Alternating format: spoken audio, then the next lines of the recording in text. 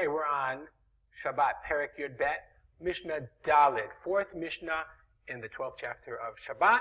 We continue with our discussion of Ktiva, the prohibition of writing. Says the Mishnah, Hakotev shte otiyot be'elam echad chayav. Remember, we said the minimum amount was shte otiyot, 2 letters. We had a machloket, three-way machloket about what that meaning was, 2 letters, 2 marks. The letters had to have meaning, but in either case, we have to have 2 letters. And it has to be, as we've seen before, Helem echad. Helem echad means one awareness, one consciousness, as it were. Meaning, I have to have forgotten that it's Shabbat, or forgotten that we're forbidden to write for both letters. And in a coming Mishnah, we're going to talk about what happens if I wrote 1 letter, and then remembered that it's Shabbat, can't write on Shabbat, and then forgot again that it's Shabbat. We'll see that in a future Mishnah. But if I do 2 letters in one he'elim, one absent-mindedness, one loss of awareness, one forgetfulness, I'm chayav. Kata b'dio, what about what you write with? Ink, dio, besam, or you write with, let me see where I am, you write with sam, ink, some kind of ink.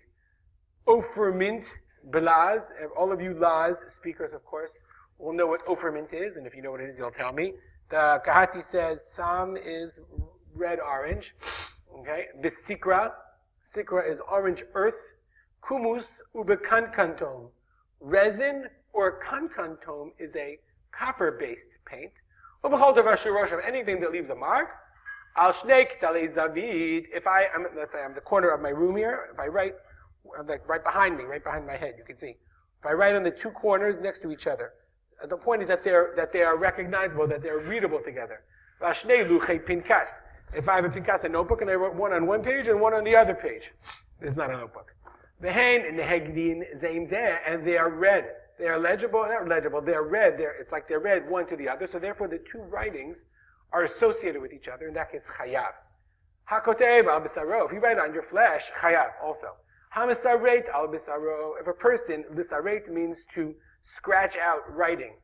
Bartunera says, Hamisareit al bisaro bibarzel, with an implement. You take a screwdriver and you start writing, and you can do it. You can scratch out. You can scratch out writing.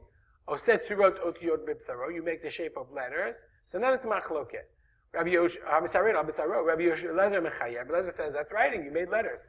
Chayav chatat. Rabbi Eliezer chayav chatat. Rabbi Eliezer says, you chayav a korban chatat. It's an isu d'oraita. Rabbi Yeshua poter. Rabbi Yeshua exempts. Why is Rabbi Yeshua poter?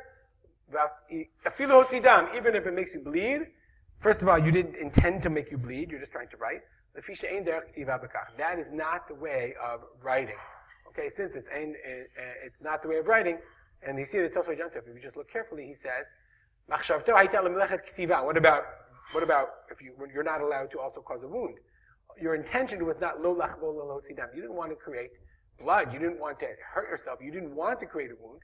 Your actions created a wound, and that's also, remember, part of the machshevet. So therefore, Rabbi Yeshua says you're patur, whereas Rabbi Eliezer says, in the end, you ended up writing, so therefore, you're chayav. We'll stop here. If you have any comments or questions, as always, feel free to contact me at my email address, rspolter@gmail.com. And we'll dedicate the learning to the memory of my father, Rav Simcha ben Yitzchak Kalman. Have a great day.